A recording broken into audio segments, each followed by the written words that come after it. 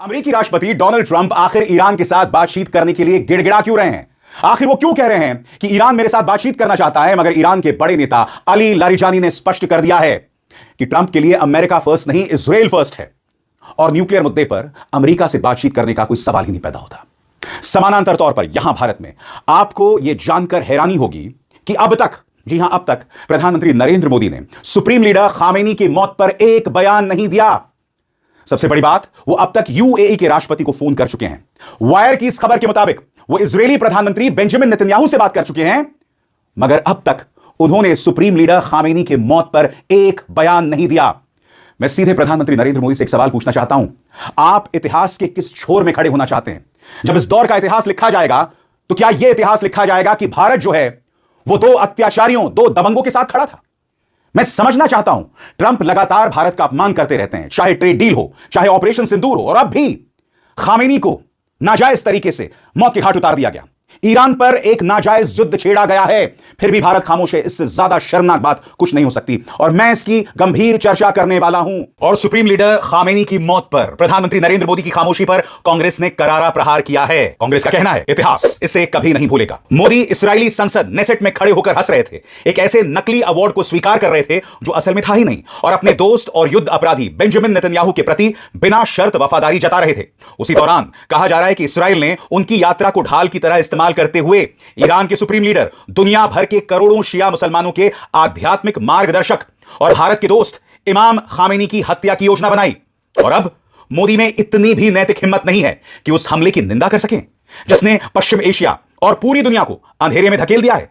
इससे ज्यादा साफ सबूत क्या होगा कि मोदी अपनी स्वतंत्र इच्छा से काम नहीं कर रहे हैं, उन्हें अमेरिका और इस्राएल की कठपुतली बताया जा रहा है। कहा जा रहा है कि प्रधानमंत्री समझौता कर चुके हैं। कौन यह जंग जीतेगा यह अभी पता नहीं है, लेकिन मोदी पहले ही हार चुके हैं। मगर अगर आपको समझना है कि डोनाल्ड ट्रंप बातचीत के लिए क्यों गिड़गिड़ा रहे हैं, तो मैं आपके सामने एक एक करके कुछ तस्वीरें पेश कर रहा हूं जिस पर गौर फरमाया जाए। सबसे पहले दोस्तों, यह कुवैत की तस्वीर है। आप देखिए, आसमान से एक फाइटर जेट गिर रहा है। यह कौन सा फाइटर जेट है? यह अमेरिका का फाइटर जेट है। इससे पहले कि मैं आपको बताऊं क्या हुआ, इस वीडियो को देखिए।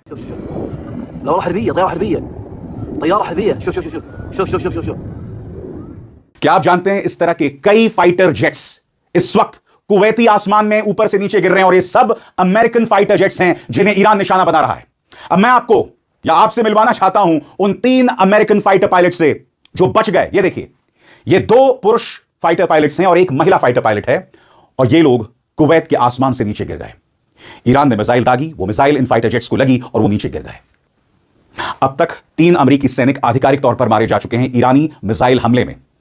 ट्रंप पर यह आरोप लग रहा है कि वो आंकड़ों को छुपा रहे हैं, और इसका प्रमाण इस बात से पता चलता है कि डोनाल्ड ट्रंप अब यह कह रहे हैं कि आने वाले दिनों में हमारे और सैनिक शहीद हो सकते हैं। तो बड़ा प्रश्न मिस्टर ट्रंप, आखिर अमेरिका को इस युद्ध में किसने ढकेला?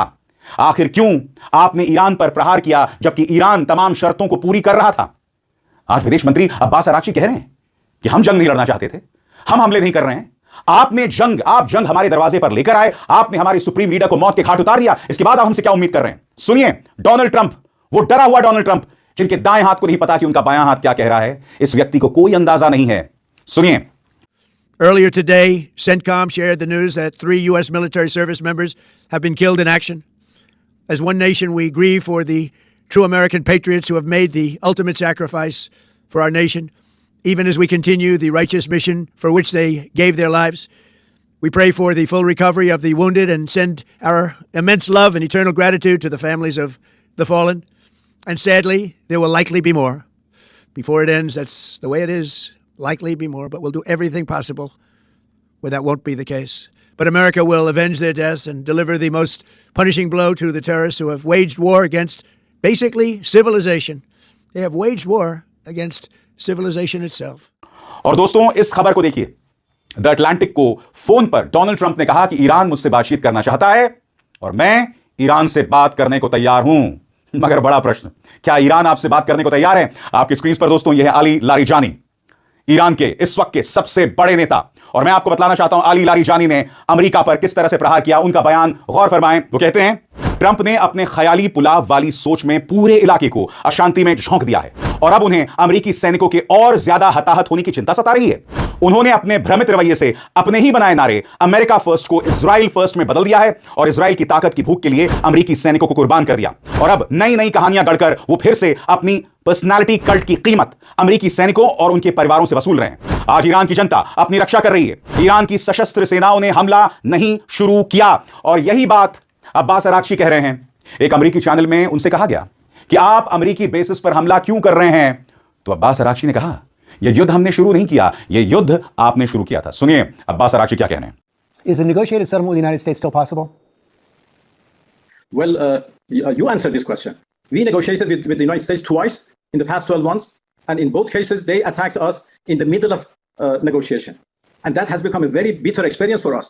In last June, we were negotiating. We had 5 rounds of negotiations, and we had already fixed the 6th round for 15 June when the Israeli attacked us, and then the US joined the attack. And this time, we had 3 rounds. Last Thursday, we had a very good discussion, very good talks in Geneva.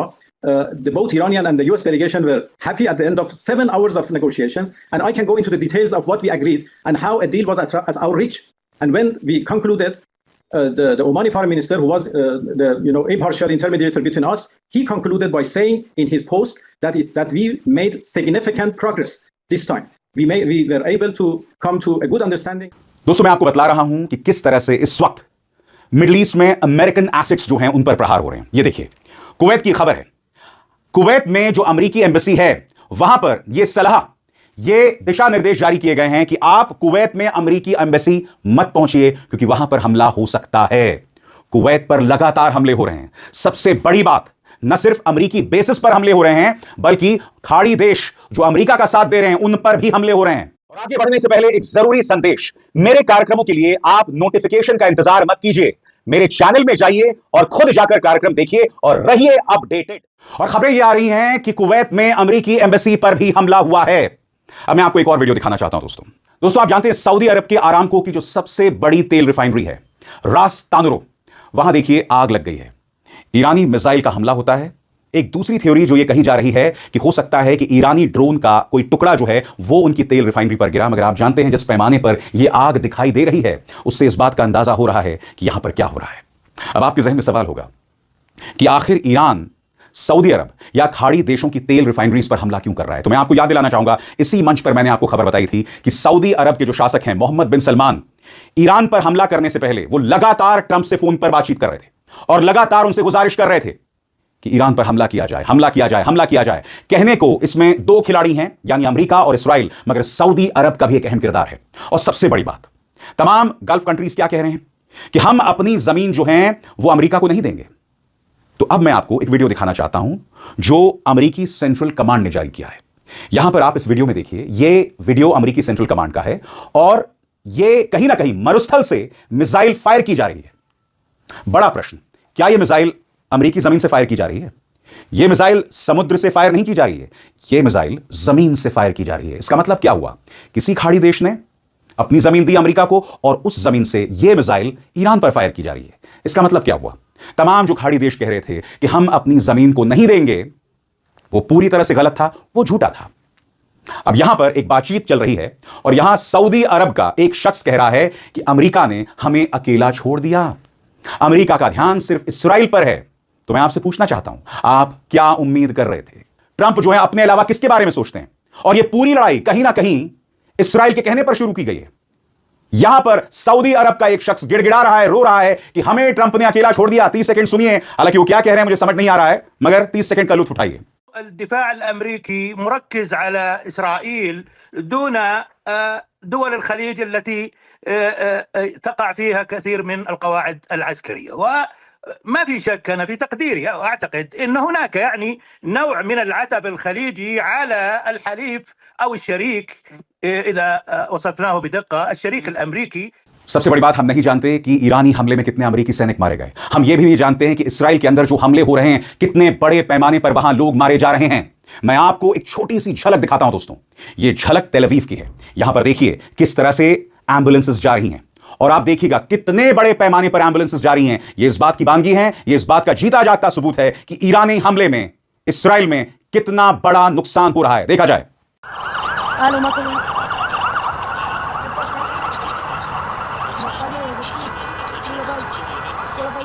इस वक्त Iran जो कहर बरपा रहा है उसका असर दिख रहा है। दोस्तों, पहले खबर आती कि फ्रांस अपने एक एयरक्राफ्ट कैरियर जिसका नाम है चार्ल्स डिगॉल एयरक्राफ्ट कैरियर, उसे बाल्टिक सी से पूर्वी मेडिटेरेनियन सी भेज रहा है। पहले खबर आती है, मगर फ्रांस इसे सिरे से खारिज कर देता है। अब यहां दो सवाल हैं। क्या फ्रांस ने यू टर्न लिया? क्या फ्रांस पहले मदद करने वाला था अमेरिका और इस्राएल की और फिर उसने यू टर्न ले लिया? इस पूरे घटनाक्रम में दोस्तों, अगर किसी की नाक सबसे ज्यादा कटी है ना, तो वो पश्चिमी अमेरिकी देशों की।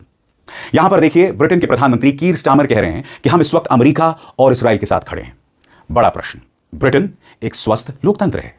ब्रिटेन अक्सर हक की आवाज उठाता है। ब्रिटेन के अंदर मानवाधिकार संगठन बहुत मजबूत हैं। क्या ब्रिटेन के प्रधानमंत्री कीर स्टारमर यह भूल गए कि यह युद्ध क्यों शुरू हुआ? ईरान लगातार कह रहा है, और आपने अभी अभी अब्बास अराक्ची को भी सुना कि हम कई अहम मुद्दों पर समझौता करने वाले थे, बावजूद इसके अमेरिका ने हमला किया। और यहां ब्रिटेन के प्रधानमंत्री इस्राएल और अमेरिका के साथ खड़े हैं। आपकी स्क्रीन पर यह जर्मनी के चांसलर, वो भी ये कह रहे हैं कि हम अमेरिका और इस्राएल के साथ खड़े हैं। सबसे शर्मनाक बात, इस्राएल ने ईरान के एक बच्चियों के स्कूल पर हमला किया, वहां कम से कम 200 लोग मारे गए, बड़ी तादाद में छोटी छोटी बच्चियां। ना ब्रिटेन ने कोई बयान जारी किया, ना जर्मनी ने कोई बयान जारी किया, और ना भारतीय प्रधानमंत्री ने कोई बयान जारी किया। और भारत का रुख तो वाकई हैरत में डाल देने वाला है। प्रधानमंत्री नरेंद्र मोदी ने यूएई के राष्ट्रपति से फोन पर बात की। इस खबर के मुताबिक उन्होंने नेतन्याहू से भी फोन पर बात की। और क्या आप जानते हैं, अब तक खामेनी की मौत पर प्रधानमंत्री नरेंद्र मोदी ने एक बयान जारी नहीं किया। उन्होंने मध्यपूर्व में जो चल रहा है उसके बारे में क्या कहा, आपके स्क्रीन पर। प्रधानमंत्री नरेंद्र मोदी ने कहा, पश्चिम एशिया की वर्तमान स्थिति हमारे लिए गहरी चिंता का विषय है। भारत डायलॉग और डिप्लोमेसी के माध्यम से सभी विवादों के समाधान का समर्थन करता है। इस क्षेत्र में मौजूद सभी भारतीय नागरिकों की सुरक्षा के लिए हम सभी देशों के साथ मिलकर काम करते रहेंगे। प्रधानमंत्री नरेंद्र मोदी का बयान। मैं एक सीधा सा सवाल यहां पर प्रधानमंत्री से करना चाहता हूं। ईरान के साथ हमारे लंबे ताल्लुकात रहे हैं। ट्रंप के दबाव में आपने ईरान के साथ हमारी एक परियोजना थी, शाहबहार बंदरगाह परियोजना, आपने ट्रंप के डर से उसे त्याग दिया। आज खामेनी पर आप एक बयान तक नहीं दे रहे हैं। मैं जानबूझकर यह शो बहुत लेट रिकॉर्ड कर रहा हूं। इस वक्त जब मैं यह शो रिकॉर्ड कर रहा हूं, शाम के 5 बज रहे हैं। जी हां, सुप्रीम लीडर खामेनी की मौत को एक लंबा अरसा गुजर चुका है। 24 घंटे से ज्यादा का वक्त हो गया है, और प्रधानमंत्री नरेंद्र मोदी यूएई के राष्ट्रपति से बात कर सकते हैं, इस्राएल को लेकर अपनी चिंता जतला सकते हैं, इस तरह का सतही बयान जारी कर सकते हैं, मगर खामेनी के मुद्दे पर पूरी तरह से खामोश हैं। मैं फिर समझना चाहता हूं, प्रधानमंत्री आप किसके साथ खड़े हैं? सबसे बड़ी बात याद कीजिएगा, ट्रंप लगातार झूठ बोल रहे हैं। ट्रंप ने क्या कहा था? ट्रंप ने यह कहा था, हमें इस बात की रिपोर्ट्स मिली थी कि ईरान हम पर हमला करने वाला है, इसलिए हमने ईरान पर हमला कर दिया। क्या आप जानते हैं, अमेरिकी कांग्रेस को जो बात बताई गई है वो इससे बिल्कुल उलट है, और ऐसे झूठे के साथ भाजपा सरकार खड़ी हुई है। आपकी स्क्रीन पर यह खबर देखिए साहब, अल जजीरा की खबर है। Trump administration officials told the US Congress that there were no signs that Iran planned to attack the US before the US-Israeli strikes that killed Supreme Leader Ayatollah Ali Khamenei. The news agency Reuters has reported, सरल शब्दों में Reuters को अमेरिकी अधिकारियों ने बताया कि हमने अमेरिकी कांग्रेस को बताया है कि ईरान हम पर हमला नहीं करने वाला था, बावजूद इसके ईरान पर हमला किया गया। दूसरी झूठी बात क्या थी कि अमेरिका ने यह कहा कि ईरानी मिसाइल जो हैं वो अमेरिकी जमीन तक पहुंच सकते हैं, जबकि आप जानते हैं ईरान की जो सबसे बड़ी मिसाइल है वो है सूमर मिसाइल, और सूमर मिसाइल का जो रेंज है वो 2500 किलोमीटर है, अमेरिका से बहुत दूर। यह ट्रंप लगातार झूठ बोल रहा है, और प्रधानमंत्री नरेंद्र मोदी इस शख्स के साथ खड़े हैं। मैं फिर आपसे पूछना चाहता हूं, यह भारत के कौन से सामरिक हित हैं जो पूरे हो रहे हैं? हम इतिहास में कैसे देश के तौर पर याद रखे जाएंगे? ईरान में जिन 200 बच्चियों की बलि इस्राएली अटैक ने ले ली है, इस्राएल ने जानबूझकर एक स्कूल पर हमला किया जहां छोटी छोटी बच्चियां पढ़ रही थीं, उस पर भी भारत सरकार की तरफ से, विदेश मंत्रालय की तरफ से कोई बयान सामने नहीं आया है। इससे ज्यादा शर्मनाक बात कुछ नहीं हो सकती।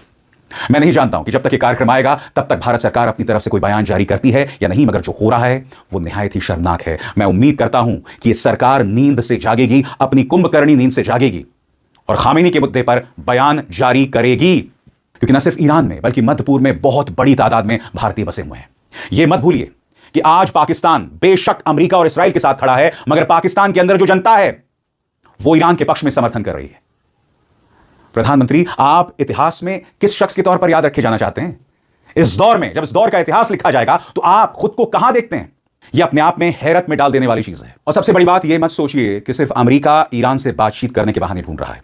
इस खबर पर गौर कीजिए। इस खबर के मुताबिक इस्राएल भी ईरान के राष्ट्रपति मसूद पेज़ेश्कियां से बात करना चाहता है। बकौल इस्राइल, इस खबर के मुताबिक हमने अब तक मसूद पेज़ेश्कियां को इसलिए नहीं मारा क्योंकि वो नरमपंथी हैं और उनसे बातचीत की जा सकती है। सबसे बड़ी बात, हम ये भी जानते हैं कि IRGC अभी वजूद में है, इस्लामिक रेवोल्यूशनरी गार्ड कोर वजूद में बना हुआ है।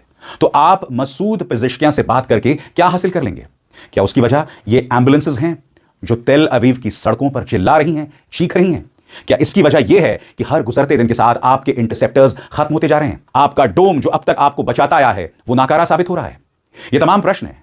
मैंने इससे पहले भी अपने एक और कार्यक्रम में कहा था कि हो सकता है कि 10 दिनों में ईरान की हालत खराब हो जाए। हो सकता है कि यह जंग ईरान हार जाए, मगर वो झुक नहीं रहा है। और क्यों? क्योंकि बकौल ईरान इस जंग की शुरुआत हमने नहीं की थी। अब उसके लिए यह वजूद का सवाल है, एग्जिस्टेंशियल क्राइसिस है उसके लिए। वो अपने अस्मिता, अपनी इज्जत की लड़ाई लड़ रहा है और वो पीछे नहीं हट रहा है।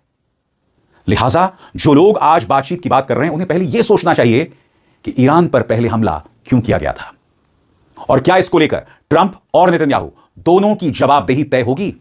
क्योंकि अपने अपने देशों में इन दोनों की लोकप्रियता बद से बदतर हो रही है और उसी से बचने के लिए